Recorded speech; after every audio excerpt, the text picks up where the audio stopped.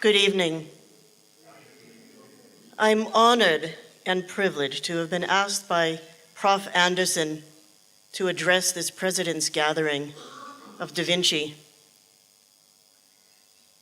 Friends and colleagues, I've been asked to speak this evening about the work of the transformed students and our experiences conducting research through the Mode 2 University, known as Da Vinci. Da Vinci's heritage as a Mode 2 university is rich with historic legacy, emanating from the experiences of Nelson Mandela and Roy Marcus, the founder of Da Vinci. Together, they sought to create an institution of research and education that would help build the new South Africa. This is how Da Vinci was established as a Mode 2 university, one that is not satisfied with the traditional academic practices of self-containment, but one that reaches outward into communities. It is critical in today's world that the university is relevant. To interact only with other academic institutions isn't good enough anymore. We have to do better. Rather than confining research to the vacuum of an insular, compartmentalized, disconnected, and sometimes even competitive arena of the single discipline, a Mode 2 university transcends disciplines and fields to allow for holistic inquiry. Knowledge creation is concerned with social innovation in a Mode 2 university, addressing contemporary burning issues of society. To illustrate this briefly, I want to relate a little bit from my story. My research took place in the foothills of the Himalayas, the North Indian state of Uttarakhand. I became a catalyst for an action research to innovation process to develop village-based community radio stations to do emergency preparedness education on the air. As a journalist, I had been living and working in India for 10 years. And I reported on the 2004 Indian Ocean tsunami. 220,000 people at least were killed in that disaster. And I wanted to explore ways that community radio could become a tool for emergency preparedness learning, leading to equality and justice. Why was it that poor and marginalized people suffered disproportionately because of disasters? After 2004, it took another 8 years to find Da Vinci and transform. But when I did, I knew that I would have the opportunity to conduct research in a way that would honor the millions of dead, displaced, and missing people from the world's worsening and ever-increasing number of disasters. It required a lot of mental and also physical commitment.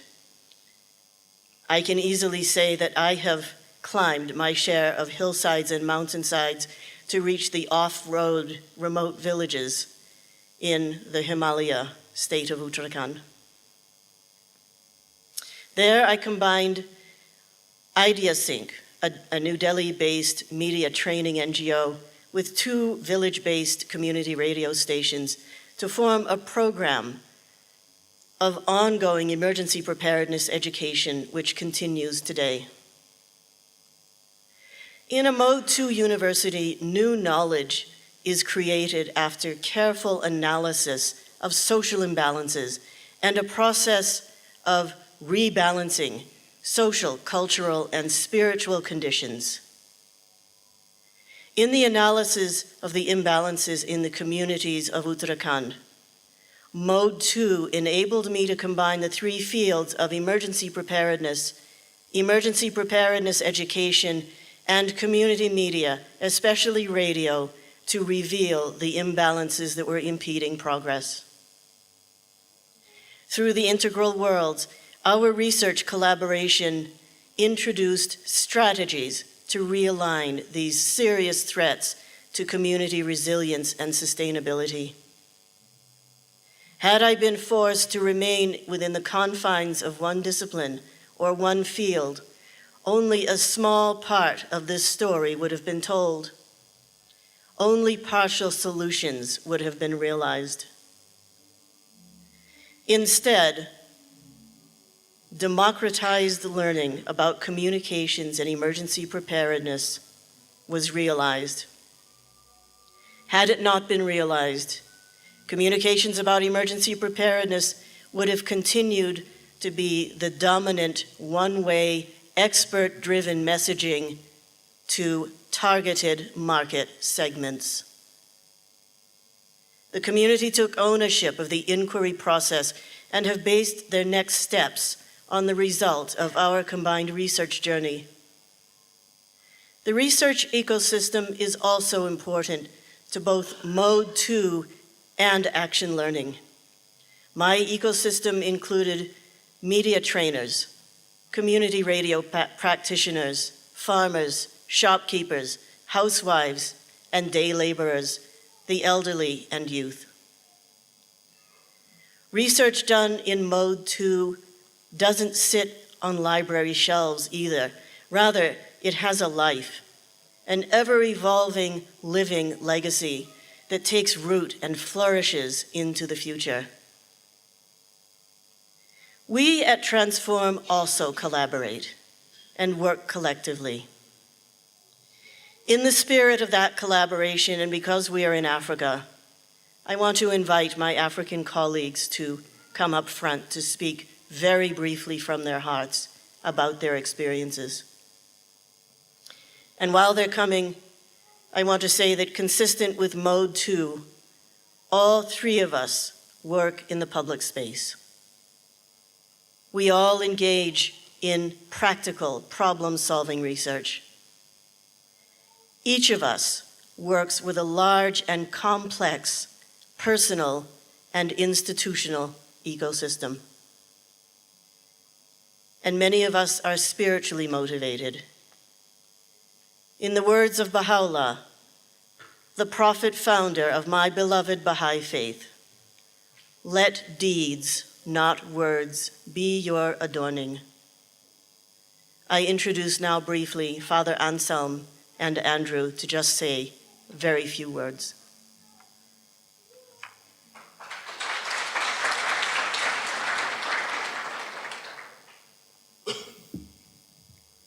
Thank you, Jean. I'm very grateful to you. We have journeyed together. We traveled to Egypt together, to Geneva, to France, as colleagues, when we reflected together in our journey. We shared together our work, our chapters, because we were working together as a community, because we already know that we need to work together. And for me and for my colleagues, the idea of community was so vital that we are not just individuals trying to solve problems. We move together as a community. Where I come from, we have a proverb, an African proverb, that says that a lion that walks alone in the forest is weaker and more prone to attack than a group of sheep that move together in a group because they can protect themselves. So as Transform students, we learn to move together.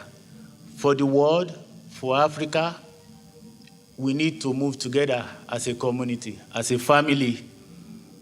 When I was coming here for the program, I was asked, why are you going to South Africa? Why did you not do your PhD in Nigeria, in UK, in the US? And this evening also, a lot of people ask me, Why? I told them because of the Mandela connection. So I'm grateful to Da Vinci for bringing me here, for the connection, for being able to stand on the shoulder of Mandela. Thank you and thank you.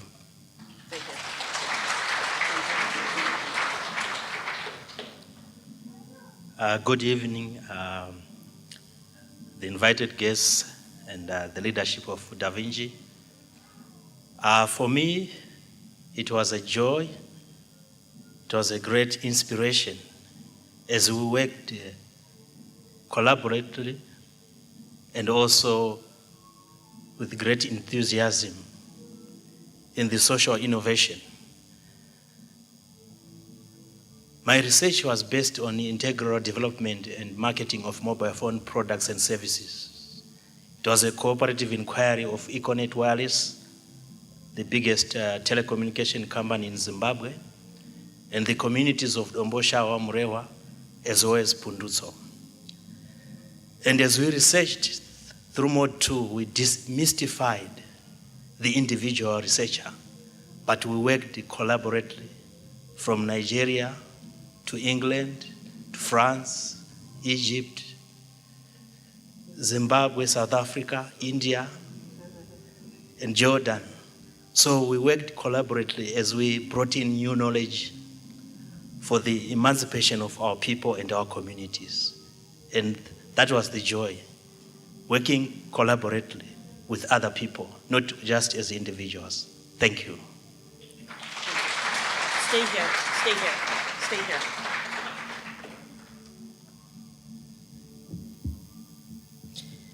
Thank you to both of you. Ronnie and Alexander, would you come forward, please? Usually, a PhD is considered the accomplishment of one individual. But for us, PhD is also process for holistic development.